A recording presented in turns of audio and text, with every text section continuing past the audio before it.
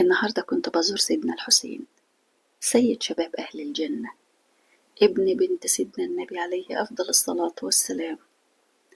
عايزة أقول لكم إني كنت قاعدة في يوم بقرأ الورد بتاعي، فلقيت نفسي ببكي ونفسي مشتاقة إني أروح لسيدنا الحسين. فاستغربت، هو ليه فجأة كده حاسة نفسي أروح لسيدنا الحسين وأقرأ القرآن هناك وأدعي وأسبح. فسألت، فتخيلوا يتقال لي إيه؟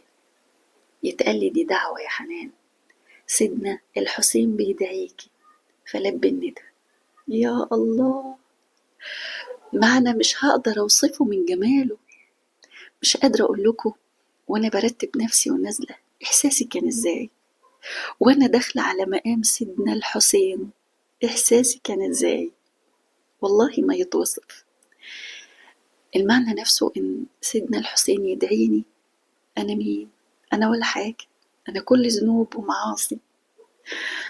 اللهم صل على سيدنا محمد وعلى آل سيدنا محمد كما صليت على سيدنا إبراهيم وعلى آل سيدنا إبراهيم، وبارك على سيدنا محمد وعلى آل سيدنا محمد كما باركت على سيدنا إبراهيم وعلى آل سيدنا إبراهيم إنك حميد مجيد. ما أقولكوش بقى اليوم قد إيه كان سلس وسهل ومرن. أنا لما دخلت عند المقام قلت الدنيا زحمة، الستات كتير جدا، ازاي هقدر اقف وادعي من قلبي؟ والله لقيت بيتوسع لي المكان، وفضلت واقفة لحد قال لي كفاية، ولا حد قال لي ما خلاص بقى، ما انتي واقفة بقالك كتير. مفيش واقفة، ما اتحركتش من مكاني، بكيت من قلبي، دعيت ورميت حمولي على الله، دعيت لأحبابي ولولادي، ما سبتش حد ما دعيتلوش، ودعيت لنفسي. المعنى نفسه جميل قوي قوي قوي قوي، إن سيدنا الحسين يدعيني. دي لوحدها أقف عندها كتير كتير وأتأملها، لأنها ما تتوصفش من جمالها. ما أقولكوش وأنا واقفة وبقرأ الفاتحة، وأنا بسبح، وأنا في المسجد بصلي وبقرأ سورة ياسين، عمالة كده، عارفين الهيمان في ذكر الله، مستمتعة بجد. اليوم قد ايه كان جميل، من اول ما ابتديت ارتب هدومي لحد ما اتحركت ونزلت ومشيت. شايفة ناس عمالة تقول الجو حر، الدنيا زحمة، وانا مش حاسة بده، مش حاسة بده. يا رب، يا رب وعدني اروح لسيدنا النبي تاني.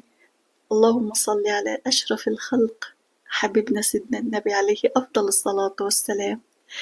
يا جماعة بصوا من قلوبكم كده، صلوا على الحبيب عليه أفضل الصلاة والسلام، هتعيشوا إحساس ومعنى جميل جميل، ما يتوصفش. والله أنا لما لقيت نفسي مشتاقة لسيدنا الحسين، أنا استغربت. أنا يعني ما شفتش مثلا حاجة قدامي لفتت انتباهي، أو حد قال قدامي إن هو رايح الحسين خالص. بقرأ الورد فلقيت نفسي ببكي، ونفسي أروح لسيدنا الحسين، نفسي أصلي في المسجد وأدعي وأسبح واستمتع كده طول النهار. وقد كان يوم رائع. يا رب ينوله لكل مشتاق. تحسوا الإحساس الجميل ده، أصله فرق كبير إنك تبقى رايح كده بالصدفة، وإنك تلاقي قلبك مشتاق. خدها علامة، لما تلاقي قلبك مشتاق اعرف إن دي دعوة. أنا لما اتقال لي إنها دعوة حسيت إنها كبيرة عليا.